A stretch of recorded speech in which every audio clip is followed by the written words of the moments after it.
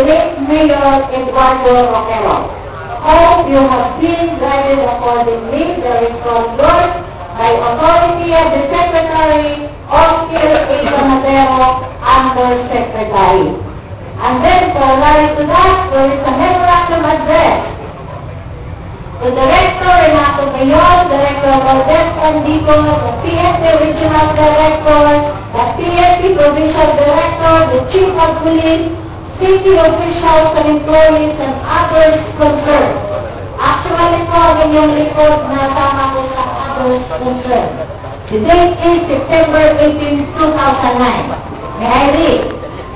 Please be informed that per the 8 September 2009 order of the Comelec NBAM, duly implemented by its election officers, the department has already recognized Mayor Angelito M. Sarmiento as the local mayor of San Jose del Monte, Bulacan until further orders from the Comelec or the Supreme Court. Accordingly, you are hereby enjoined to accord due recognition and respect to the incumbency of Angelito M. Sarmiento as City Mayor of San Jose del Monte City, Bulacan.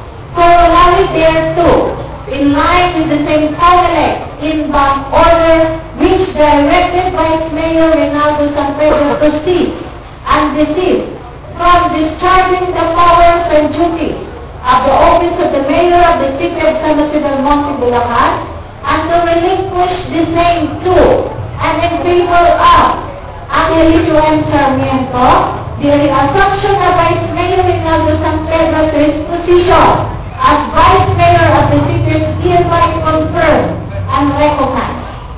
Other members of the Sangguniang Panlungsod shall likewise revert to their previous positions and ranks prior to their succession due to the demise of the late Eduardo Roquero. By authority of the Secretary signed, Oscar A. Panadero, Undersecretary.